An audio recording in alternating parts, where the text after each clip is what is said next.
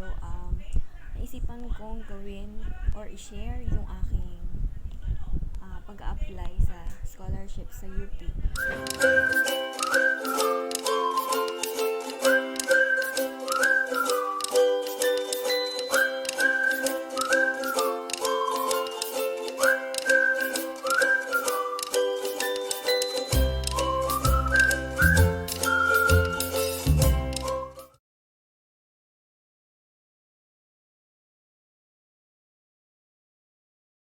In UP, yes, meron tayong two kinds of scholarships. Diba bali, pagkapasok mo ng UP, automatic, scholar ka na ng bayan. Yung pangalawa ay, it's up to you. Dahil sa decision mo yon kung mag-a-apply ka or hindi. In my case, every applying season, nag-a-apply ako. Pero nung face-to-face, hindi talaga ako natanggap. Ilang appeal na ako. It's always 80%. Pero nitong nag-online class, I think first semester, yes, very first semester, finally, natanggap ako.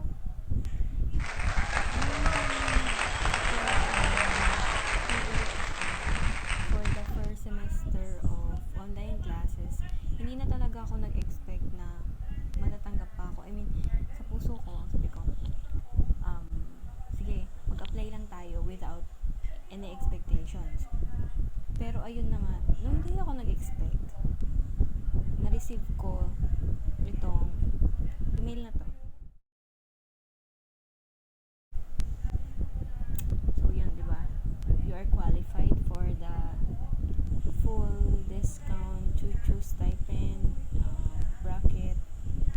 Meaning, finally, nagkaroon din ako ng result na 100% kung saan makakatanggap ako ng scholarship, monthly stipend, other discounts, and ayan, nung meron pa akong isang in-applyan, pero sige, bukod muna natin yun.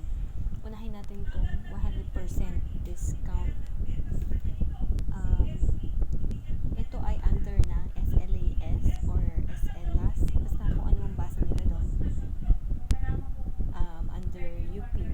So yun, nag-apply ako sa Office of the Scholarships and Grants via online, since ngayon ay lahat naman ay via online, right? And then ayun, once na magpo-post sila sa Facebook page nila, ito, okay, diba? Dito sa Facebook page nila, nagpo-post sila ng mga updates regarding kung nag-offer or nagbukas na yung specific scholarship program ulit. Kasi, diba, may mga seasons lang yan kung kailan sila nagbubukas, and then pag applyan na ulit, mag-update ulit sila sa inyo, and kung it's the appeal season, magpo-post pa rin sila ng mga mga dates kung kailan kayo pwede mag-apply. Nung nakita ko yun, I didn't hesitate na yan, ano na ako ng mga friends ko, uy, tara, apply ulit tayo, ganyan, sige, asikasuhin natin to. Yung iba, hindi na sila sumama, hindi ko alam bakit. Baka siguro hindi na nila kailangan, or for the benefit of others na lang, ganyan. So yun, ako pinush through ko talaga kasi gusto ko talaga mag-apply. I mean, in these trying times, diba, it means a lot. Makatulong yun kahit ganong ba man siya kalaki or kaliit, it matters. And this is my advice to you. Mag-apply ka. If you are a UP student, whether you are from any constituent, or if you are from UPLB, mag-apply ka sa SLAS, onlineup.edu.ph, and then do not hesitate to do the following procedures. Insert ko rin dito kung paano mag-apply step by step, and then ito yung once na clinic mo yung isang announcement nila sa Facebook page, it will, and then i-click mo yung link, it will direct you to the SLAS website, and makikita mo sa interface nila yung login with UP Mail. Insert screen recording here. And then, itatype mo syempre yung credentials mo doon. And the one with which ends with up.edu.ph. Emails for students. Yung UP Mail nyo, ilagin nyo doon. And then, ayun, once na nalagin na kayo, mapupunta naman yun sa dito.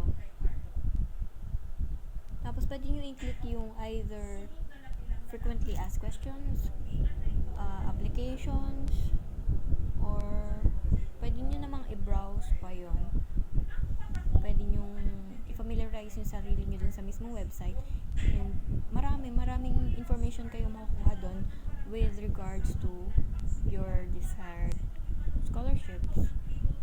Diba?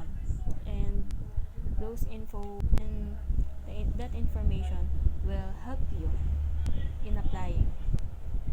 So, ito yung mangyayari kapag click nyo yung application. Lalabas dyan yung entire flow, yung procedure, step by step. Yan, is this an organizational chart? Basta ito yun. Yan, based sa screen recording natin.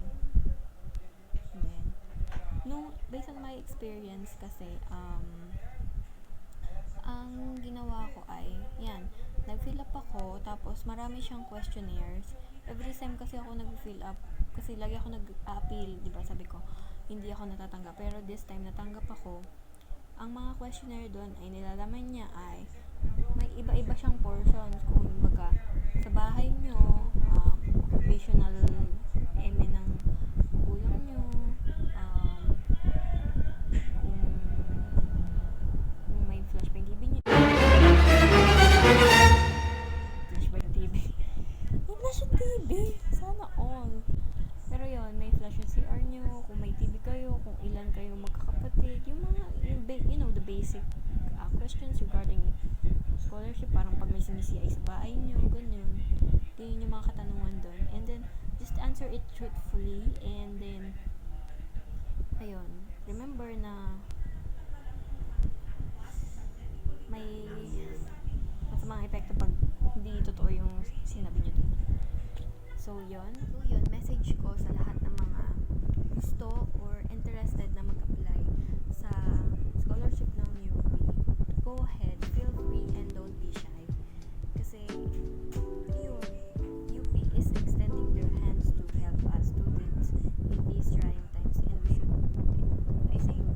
really drop their hands. I mean, diba, tanggapin natin yung tulong nila. Diba ba? So, yun.